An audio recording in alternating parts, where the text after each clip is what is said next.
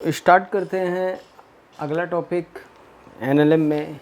और last topic pseudo force अपना हो गया था। शूडो फोर्स पे हम लोगों ने कुछ क्वेश्चन भी किया था, ठीक है।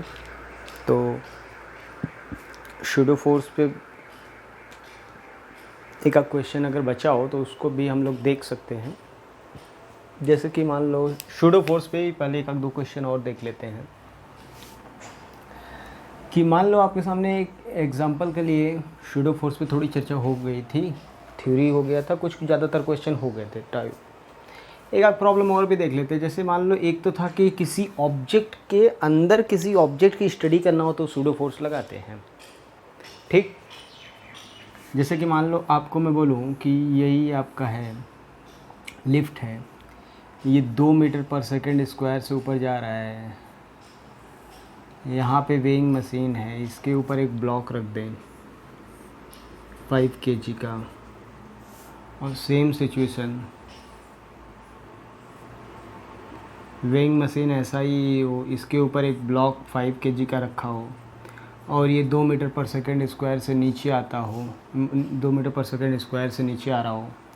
और थर्ड केस के एनालिसिस जो ऑलरेडी में कराया जा चुका है, एक्सेलरेशन 0 हो, कांस्टेंट वेलोसिटी से जा रहा हो, वेलोसिटी कांस्टेंट है और वेइंग मशीन है, इसके ऊपर 5 kg का ब्लॉक हो, तो हर केस में रीडिंग बताओ क्या होगा। तो रीडिंग क्या होगा, इसको करने का तरीका देखो, हम लोगों ने एक तो कर लिया था, एक तो एफबीडी बना के कर लिया था। एफबीडी बना के करने का तरीका हमें पता है। एफबीडी के अलावा एक तरीका जो होता है कि आप चीटा बन के इसी में बैठ जाओ, तो विद रेस्पेक्ट टू चीटा आप 5 kg block is in the state of rest, ये बात क्लियर है। और चीटा चूँकि इस केस में जो सॉल्व करने वाला है वो खुद लिफ्ट में है और वो खुद 2 मीटर पर सेकंड स्क्वायर से ऊपर जा रहा है, तो पहला काम कि चीटा नॉन इनर्शियल फ्रेम है, नॉन इनर्शियल फ्रेम में बैठ के अगर क्वेश्चन सॉल्व करते हो तो आपको क्या करना होता है, आपको शूडो फोर्स लगाना पड़ता है। तो ऊपर की तरफ है तो नीचे की तरफ शूडो लगा दें 10 न्यूटन। हाँ, उसका वेट 50, नॉर्मल रिएक्शन एन ऊपर, तो आ गया यहाँ से एन की वैल्यू 66 kg। यहाँ पे भी देखोगे तो इस बार नीचे तो ऊपर लगाओगे 10 newton pseudo force, weight 50, normal reaction निकाल लोगे। यहाँ शूडो लगाने की ज़रूरत नहीं है, यहाँ पे एक्सेलरेशन चूँकि क्या है 0, तो शूडो आएगा नहीं, इसलिए 50 और नॉर्मल रिएक्शन। कांस्टेंट वेलोसिटी का मतलब ये नहीं होता कि एक्सेलरेशन है, कांस्टेंट वेलोसिटी का मतलब एक्सेलरेशन 0।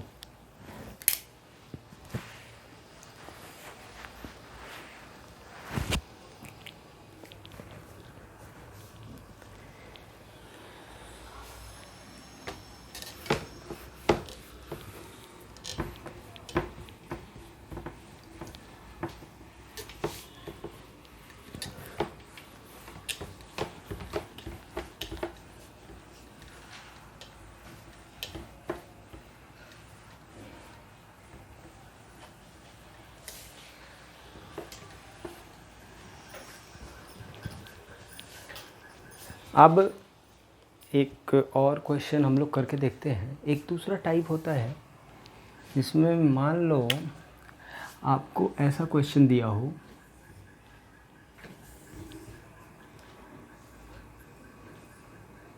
ये ब्लॉक ए है, ये वेज का अगर वेज इधर एक्सेलरेट करे ऐसे,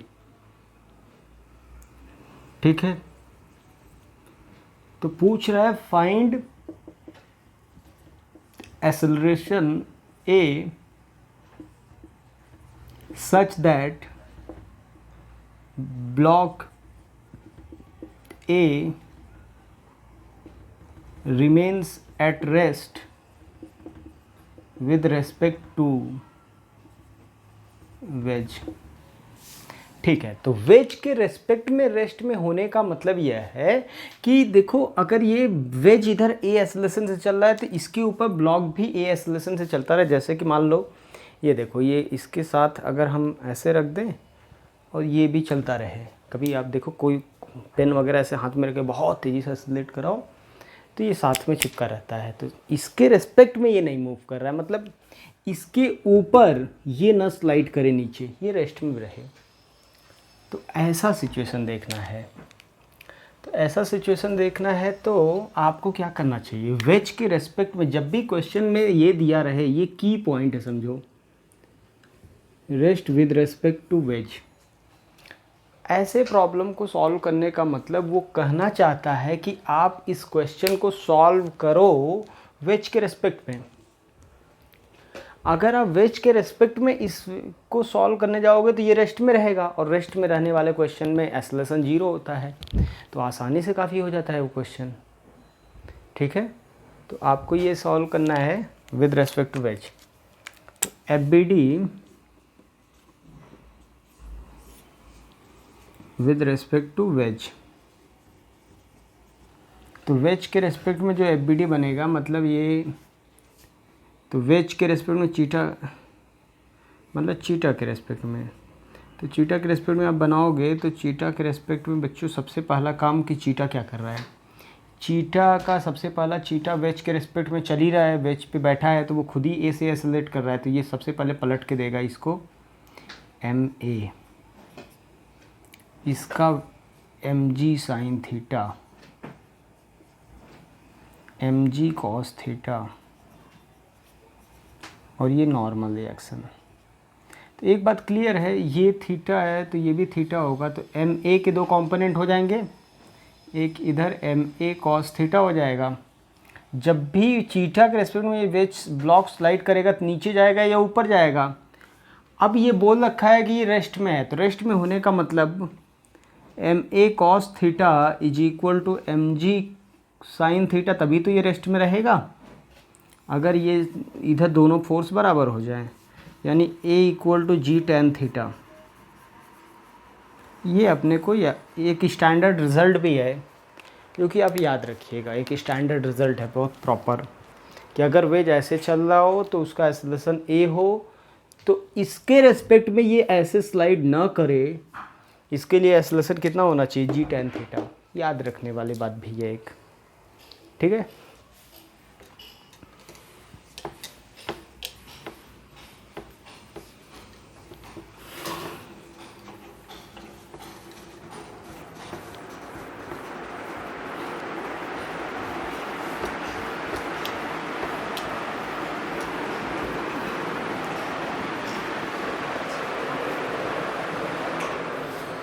तो बच्चों ये कुछ क्वेश्चन हैं जो एक आध दो बाकी आप करिएगा ट्राई। अब हम बात करते हैं आज कंस्ट्रेंट मोशन।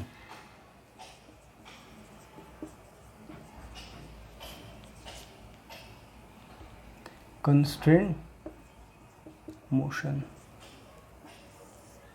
कंस्ट्रेंट मोशन क्या होता है? कंस्ट्रेंट मीन्स होता है रेस्ट्रिक्टेड मोशन।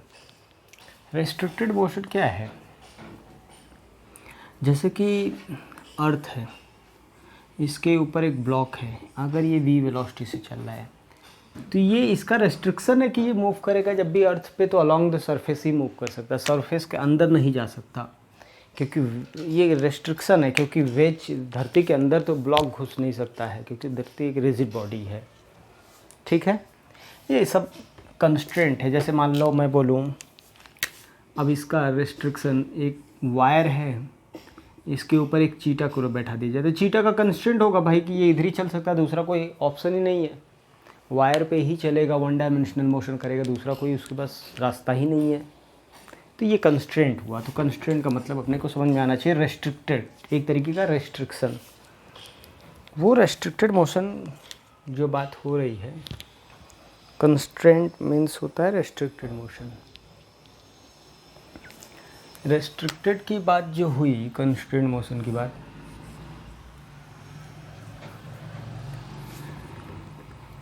तो उसमें ये समस्या जो आ रहा है, ये पहली बात कि हम पढ़ने जा रहे हैं स्ट्रिंग कंस्ट्रेंट। सबसे पहले पढ़ने जा रहे हैं स्ट्रिंग कंस्ट्रेंट।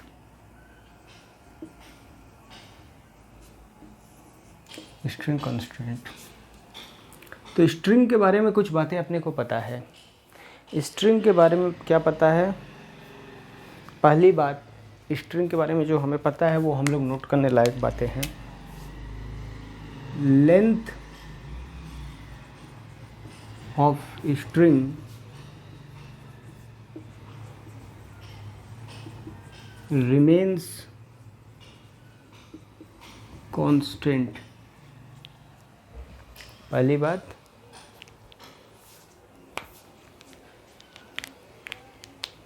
स्ट्रिंग का लेंथ जो होता है वो कभी भी बदलेगा नहीं। दूसरी बात, we assume that a string can never, हम लोग क्या मान रहे हैं? हम मान रहे हैं कि we assume that string can never get slacked। Third assumption जो करने जा रहे हैं, हम लोग ये बोल रहे हैं कि we assume that a string can never breaks।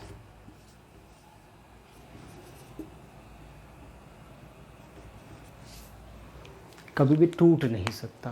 तो ये तो बात हमें पहले ही पता है कि लेंथ इनएक्सटेंसिबल होता है। ये छोटी छोटी बातें जो इन्फॉर्मेशन हमें पता है, ये एजम्पशन लेके हम आगे बढ़ रहे हैं।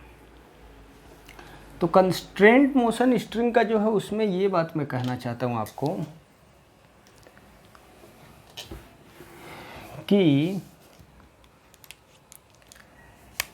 पहली बात कि बच्चों, कंस्ट्रेंट मोशन में जैसे मान लो आपके सामने एक ब्लॉक है, एक दूसरा ब्लॉक है। अगर मैं आपको बोलूं कि ये 4 मीटर पर सेकंड से चल रहा है ए और बी की, तो क्या बी का रफ्तार कितना होगा? आपको खुद से कॉमन सेंस से सोचो कि ये एक ऑब्जेक्ट है जो जब चलेगा तो इसके साथ साथ ये ब्लॉक, रस्सी भी चलेगा, रस्सी चलेगा तो ये ब्लॉक भी चलेगा, तो इसका भी रफ्तार क्या 2 हो जाएगा? सॉरी 4 ही होगा। क्या इसके हर एक पार्टिकल 4 से ही चलेंगे?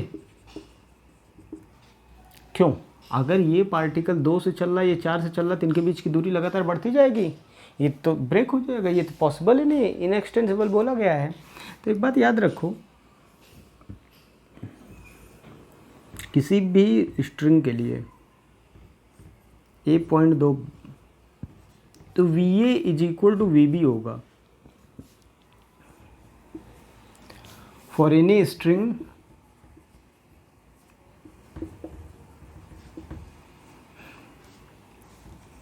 velocity of each particle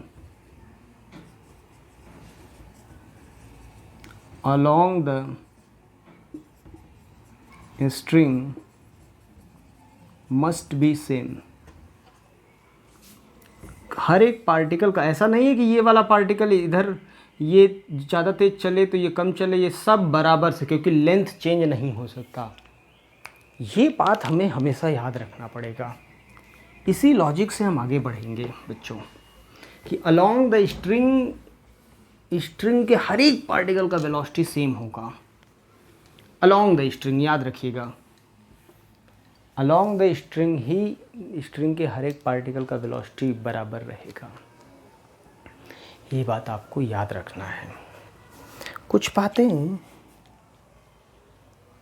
आपको समझ में आई अगर स्ट्रिंग से रिलेटेड, तो स्ट्रिंग कंस्ट्रेंट में मैं जैसे आपको एक क्वेश्चन दूँ, जैसे आपको इस बात समझो, मान लो ये स्ट्रिंग है, ध्यान समझिएगा, ये मान लो स्ट्रिंग है, इस एंड का इधर वेलोसिटी दिया है, ये एंगल θ1 है, इस एंड का इधर का वेलोसिटी दिया है, ये v1 है, ये v2 है, ये एंगल θ2 है।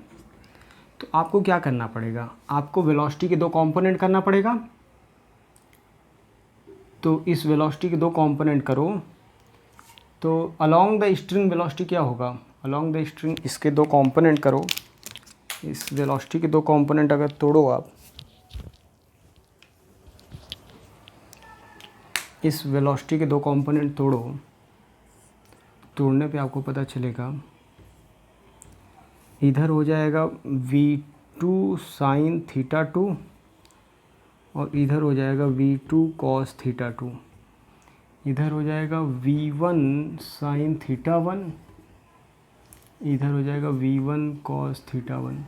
आप बताओ वेलोसिटी का ये वाला कंपोनेंट अलोंग द स्ट्रिंग है ना, यही तो बराबर होना चाहिए, v1 cos θ1 is equal to v2 cos θ2। ये कंडीशन हो गया। v1 sin θ1 और v2 sin θ2 इससे कोई लेना देना नहीं, ये तो घुमाने का काम कर रहा है। देखो अगर ये स्ट्रिंग है, अगर मैं इधर वेलोसिटी दूँ, मतलब इधर भी वेलोसिटी दूँ, इधर भी वेलोसिटी दूँ, तो ये वाला वेलोसिटी कंपोनेंट सेम होना चाहिए, क्योंकि ये वाले परपेंडिकुलर जो कंपोनेंट है वो तो घुमाने का काम करेंगे, उसकी वजह से घूमेगा, तो उससे कोई लेना देना ज़्यादा नहीं है। ठीक है,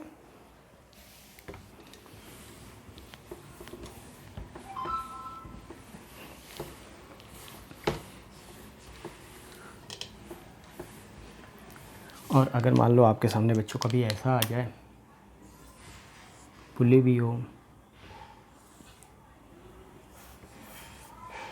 अगर ऐसा हो, ये v1 हो, ये v2 हो, ये ऊपर जा रहा हो, v3 हो, ये एंगल अल्फ़ा हो, ये एंगल बीटा, ये स्ट्रिंग को अगर ऐसे ले लिया जाए, ये एंगल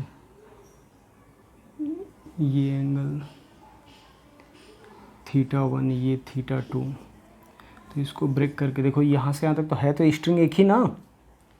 इस वाले पार्ट को देखो तो इस वाले पार्ट में स्ट्रिंग के लॉन्ग कंपोनेंट कितना बना, स्ट्रिंग के लॉन्ग बना v2 cos अल्फ़ा, परपेंडिकुलर से कोई मतलब नहीं है, v2 cos अल्फ़ा। इस वेलोसिटी का देखो ये वाला θ1, v3 cos θ1, v3 cos θ1, और दूसरा जो पार्ट है उसको अलग देखो, इधर वेलोसिटी का जो कंपोनेंट बन रहा है v3 cos θ2, और इधर जो बन रहा है अलोंग द कंपोनेंट, देखो तो अलोंग कंपोनेंट जो बन रहा है v1 cos बीटा, ये आपस में बराबर होंगे, ये आपस में ये दोनों अपोजिट होंगे, तभी काम ही बन पाएगा। ठीक है बच्चों, तो ऐसे इक्वेट करना है अलोंग द,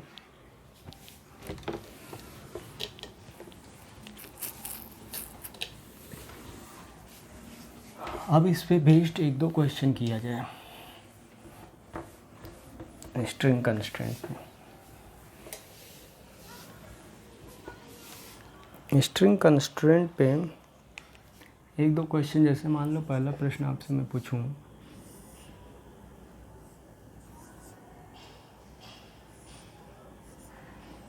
ये 10 मीटर पर सेकंड से चल खींच रहा है कोई इंसान, ये ग्राउंड है,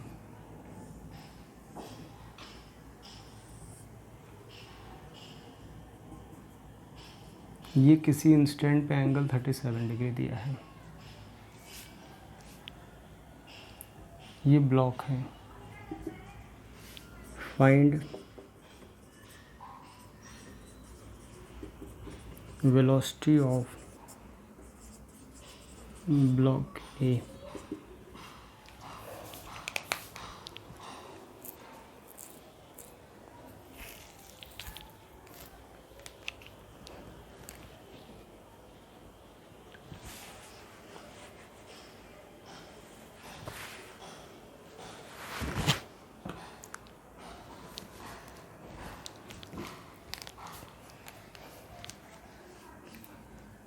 तो देखो क्या है बेटा कि स्ट्रिंग तो यही है ना, स्ट्रिंग के अलॉन्ग है वेलोसिटी पता है। तो इस पार्टिकल का, इस पार्टिकल का, इस पार्टिकल का, सबका अलॉन्ग द वेलोसिटी कितना होना चाहिए, सबका 10 ही होना चाहिए, क्योंकि सब तो 10 पता ही है। अब ब्लॉक किधर चलेगा, ये ग्राउंड पे ही, जब ब्लॉक किधर चलेगा आप खुद बताओ। ब्लॉक ऐसे हवा में तो उड़ेगा नहीं, ब्लॉक जब भी चलेगा ग्राउंड पे ही चलेगा। आप ऐसे खींचोगे तो ब्लॉक ग्राउंड पे ही चलने वाला है। तो एक्चुअल वेलोसिटी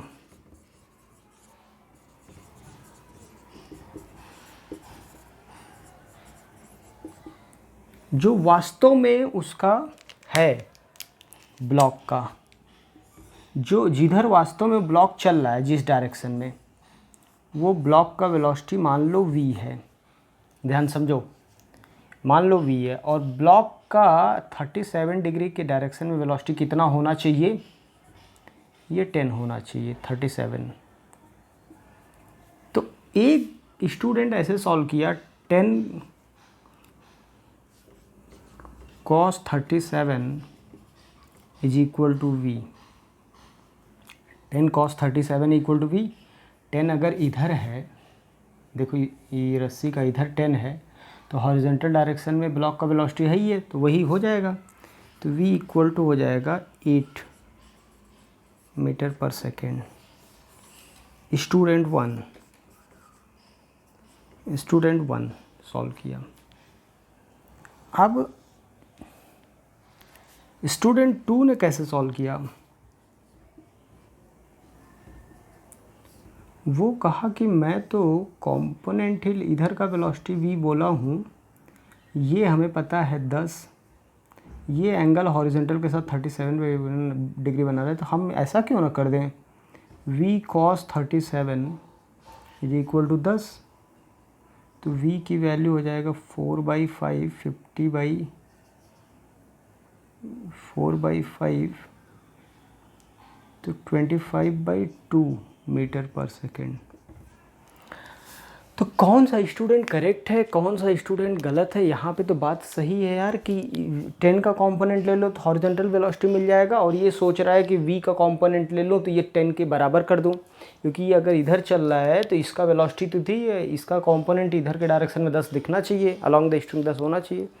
तो सही कौन है, गलत कौन है, ये चर्चा की बात है।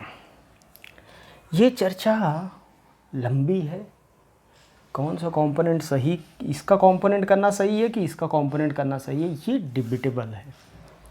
तो ठीक है बच्चों, मैं एक एग्जांपल दे रहा हूँ इतने में ही, और इसको बहुत ध्यान सुनिएगा। मैं आपसे एक क्वेश्चन पूछूं कि 10 न्यूटन का फोर्स लग रहा है, 2 kg का ब्लॉक है, 37 डिग्री, तो आप बताओ इसके कंपोनेंट कितने हो जाएंगे, इधर 8, इधर 6, तो 6 वाला तो वेट 20 न्यूटन से तो कम ही है, तो ऊपर तो उड़ेगा नहीं, तो ब्लॉक का एक्सेलरेशन इस डायरेक्शन में कितना आएगा, 4 मीटर पर सेकेंड स्क्वायर। समझ में आ रहा है, ये तो आता होगा ना 8/2। तो ये ब्लॉक जो होगा इधर 4 मीटर पर सेकेंड स्क्वायर से चल रहा है, ठीक, 2 kg का है। एक इंसान है, एक ऑब्जर्वर था, वो देख रहा था कि ग्राउंड पे एक ब्लॉक इधर 4 मीटर पर सेकेंड स्क्वायर से एक्सेलरेट करता हुआ जा रहा है, ठीक। अच्छा, केवल वो इतना देख पा रहा है कि एक ब्लॉक है जो 4 मीटर पर सेकेंड स्क्वायर से एक्सेलरेट करता हुआ जा रहा है। उससे एक इंसान ने पूछा कि मुझे तुम बता सकते हो कि इस पे कितना फोर्स लग रहा है? तो वो बोलेगा कि मुझे तो नहीं पता कितना लग रहा है, लेकिन ज़रूर मैं इतना बता सकता हूँ कि अगर ये 4 मीटर पर सेकेंड स्क्वायर से हॉरिजॉन्टल डायरेक्शन में चलता जा रहा है तो इस पे हॉरिजॉन्टल डायरेक्शन में 8 न्यूटन का फोर्स लग रहा होगा। बिल्कुल सही, F = ma, हॉरिजॉन्टल डायरेक्शन का तो बता सकता है। उसको उस आदमी ने हिंट दिया, कहा कि उस पर मैं इतना हिंट दे रहा हूँ तुम्हें कि उस ब्लॉक पे जो एक्चुअल फोर्स लगाने वाला इंसान था, खींच रहा था, जो 10 मीटर पर सेकेंड 10 न्यूटन से, वो हॉरिजॉन्टल से 37 डिग्री पे लगा रहा है। कितने पे लगा रहा है? 37 पे। तब पूछा तब बताओ मुझे कितना है। तो ठीक है, तब इसने अपनी गणित लगाया, कहा कि अच्छा तो तुम कह रहे हो कि ये वाला फोर्स जो एक्चुअल फोर्स है वो 37 डिग्री पे, तो इधर तो मैंने निकाल लिया 8 न्यूटन, ये 37 डिग्री पे है, इतना हिंट दिया। तो अब ज़रा सोचो, ये दो तरीके से कंपोनेंट, ये कहा कि अब ये बच्चा एक तरीके से कहा कि F8 का कंपोनेंट इधर कर दे, 8 cos 37 इक्वल टू F, तो F की वैल्यू आगे cos की वैल्यू 4/5 रख दो, तो 4/5 32/5 न्यूटन। और दूसरे तरीके से उसने कहा कि F का कंपोनेंट इधर ले ले, तो F cos 37 इक्वल टू 8 कर दे, तो F की वैल्यू 10 न्यूटन आया, जो कि करेक्ट है। ये इनकरेक्ट आया। तो यहाँ पे ये तो क्लियर है ना सबको कि 10 ही न्यूटन था ना, ये तो गलत है ना। तो यहाँ से एक बात समझो, गलती क्या किया इसने, बहुत बड़ा ब्लंडर। एक बात बताओ, वेक्टर का कंपोनेंट अगर 10 न्यूटन इधर है, इसका एक कंपोनेंट जो होता है क्या वेक्टर के बराबर होगा कि उससे छोटा होगा? उसका दूसरे डायरेक्शन में प्रभाव तो कम ही होगा ना। एक्चुअल डायरेक्शन में जितना भी लग रहा है उसका कंपोनेंट तो हमेशा ओरिजिनल वेक्टर से छोटा होता है ना। तो यहाँ पे 8 न्यूटन फोर्स नहीं था, एक्चुअल फोर्स था क्या वो तो एक कंपोनेंट था। एक्चुअल फोर्स तो F था, और कंपोनेंट को आपने दोबारा से कंपोनेंट कर दिया, तो 8 से भी कम हो जाएगा। कंपोनेंट, किसी भी वेक्टर का कंपोनेंट हमेशा छोटा हो जाता है, और कंपोनेंट का आपने दोबारा कंपोनेंट कर दिया तो और छोटा हो गया। तो कभी भी याद रख, इधर देखो एक्चुअल, कभी भी याद रखो कि कंपोनेंट हमेशा एक्चुअल क्वांटिटी का किया जाता है। एक्चुअल जो था, ओरिजिनल जो है, वास्तविक, वो F है, वास्तविक डायरेक्शन, उसका कंपोनेंट किया जाता है। ये बात याद रखना हमेशा। तो एक्चुअल कंपोनेंट इसमें क्या है? वेलोसिटी का एक्चुअल डायरेक्शन, ब्लॉक का एक्चुअल डायरेक्शन। ब्लॉक एक्चुअल में किधर चल रहा है? तो हॉरिजॉन्टल चल रहा है। हॉरिजॉन्टल चल रहा है तो मुझे V कंपोनेंट एक्चुअल है, तो V का कंपोनेंट करना चाहिए, तो ये करेक्ट है। आपने इधर 10 का कंपोनेंट कर दिया, गलत है ये। ठीक है, हमेशा एक्चुअल डायरेक्शन का कंपोनेंट किया जाता है।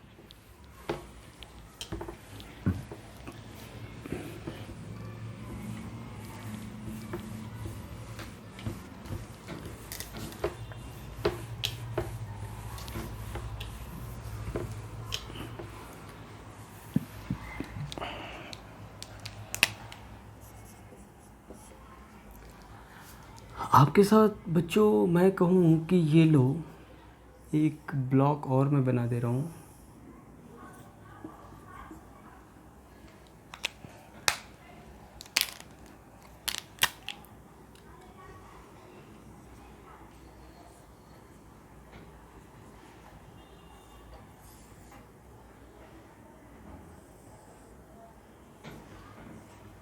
ये 10 मीटर पर सेकेंड से नीचे जा रहा है। ये रिंग का वेलोसिटी, ये हॉरिजॉन्टल से 37 डिग्री है।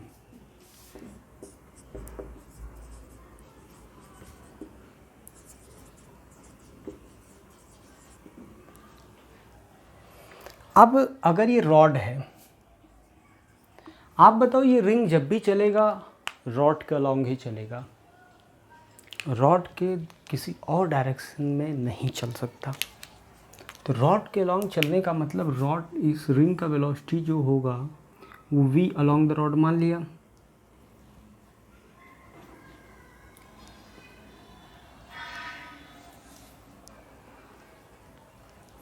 अलॉन्ग द रॉड मान लिया एक्चुअल वेलोसिटी। अब एक्चुअल आपने डायरेक्शन ये माना V हॉरिजॉन्टल में, तो इसका कंपोनेंट जो अलॉन्ग द स्ट्रिंग होगा वो कितना होगा? V cos 37, और जो कि होना कितना चाहिए? 10। तो V cos 37 इक्वल टू 10, तो V इक्वल टू कितना हो जाएगा? 4/5 25/2 मीटर पर सेकेंड।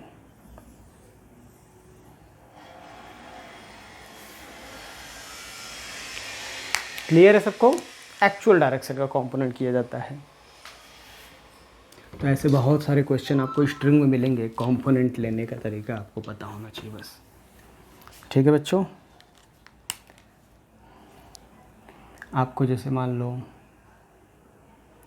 ये दे दिया जाए,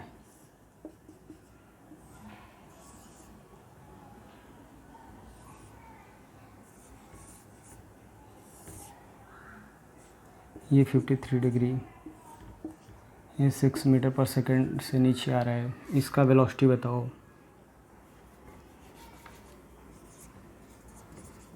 तो ब्लॉक इधर ही चलेगा V1 से, तो एक्चुअल डायरेक्शन ब्लॉक को तो इधर ही है ना, इस V1 का ही कंपोनेंट करना पड़ेगा। तो V1 cos 53 3V1/5 इधर ही होगा जो स्ट्रिंग का, तो 3V1/5 = 6, तो V1 = 10 मीटर पर सेकेंड। क्या स्ट्रिंग वाले प्रॉब्लम हमें लग रहा है आपको आया होगा समझ में? ठीक है, स्ट्रिंग कंस्ट्रेंट इसे कहते हैं। तो ये बच्चों रहा आपका स्ट्रिंग कंस्ट्रेंट। स्ट्रिंग कंस्ट्रेंट के बाद हम लोग बात करते हैं, ये अपना स्ट्रिंग कंस्ट्रेंट हो गया। स्ट्रिंग कंस्ट्रेंट के बाद हम लोग जैसे कि बात करें आगे, तो एक छोटी पहले बात हम आपसे पूछना चाहते हैं। पहले काइनेमेटिक्स का बेसिक थोड़ा बात करते हैं, ये सबसे कंस्ट्रेंट मोशन से हट के एकदम basic kinematics. Motion in 1D आपने पढ़ा है, तो motion in 1D rectilinear motion का। जैसे मैं आपसे कुछ बातें पूछ रहा हूँ, आप लोग समझिएगा। ये 2 मीटर पर सेकंड से इधर चल रहा है, ये 4 मीटर पर सेकंड से इधर चल रहा है, इनके बीच की दूरी x है। तो बताओ x किस रेट से चेंज होगा? ये dx/dt क्या बोलता है? ये dx/dt क्या बताता है? ये बताता है rate of change of x with respect to time. तो जैसे एक एग्जांपल के लिए कि अगर ये मान लो 20 मीटर होता, तो 1 सेकेंड बाद ये 4 मीटर इधर आता, 2 मीटर इधर आता, तो दूरी कितना बचता? 14 बचता। तो 2 सेकेंड बाद 4 मीटर, ये 8 मीटर इधर हो जाएगा, ये 4 मीटर, तो 8 मीटर इधर से कम कर दो, 4 मीटर इधर से, तो 8 और 4 12, मतलब बचता 20 में से 8 बचता। तो क्या पहले सेकंड में 6 कम हुआ, दूसरे सेकंड में फिर 6 कम हुआ, फिर 6 कम होगा। तो ये इसका मतलब x के कम होने का रेट, इसी को कहते हैं रेट। हर सेकंड किस तरीके से कम हो रहा है वो x। तो ये इसका मतलब ये होता है। ठीक है, तो यहाँ पे x, ये जो सेपरेशन है वो किस रेट से चेंज हो रहा है? तो यानी dx/dt जो होगा वो 6 हो जाएगा, और -6 इसलिए लगा देंगे हम लोग कि ये कम हो रहा है। ये क्या हो रहा है? कम हो रहा है। ठीक, माइनस साइन क्या बता देगा? दूरी कम हो रहा है। जैसे कि आपको बोलूं कि ये 2 मीटर पर सेकंड, ये भी 4 मीटर पर सेकंड। अब बताओ dx/dt यहाँ पे कितना होगा? तो यहाँ 6 होगा, क्योंकि ये बढ़ा रहा है। अगर आपके सामने ये 2 में बच्चों ये रेस्ट में है, ये आ रहा है 4, तब dx/dt कितना होगा? तब dx/dt हो जाएगा 4, क्योंकि ये तो रेस्ट में है, ये कम कर रहा है, कम कर रहा है, तो -dx/dt मतलब -4 या -dx/dt। ठीक है, और अगर ये इधर चल रहा है 2 और ये इधर चल रहा है 4, अब dx/dt क्या होगा इस केस में? तो देखो कौन बढ़ा रहा है कौन घटा रहा है? ये घटा रहा है तो -2, ये बढ़ा रहा है तो +4, -2 +4।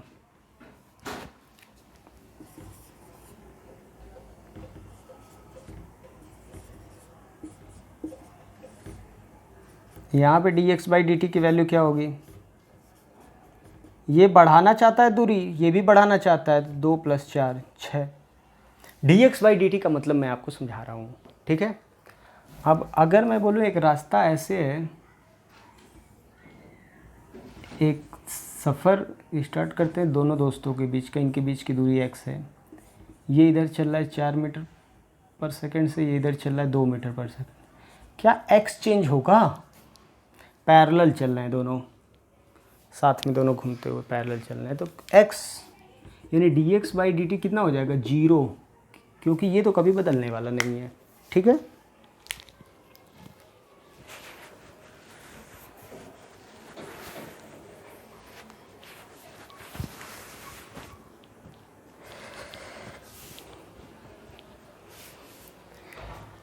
तो ये बच्चों हमारा यहाँ तक की बात हो गई।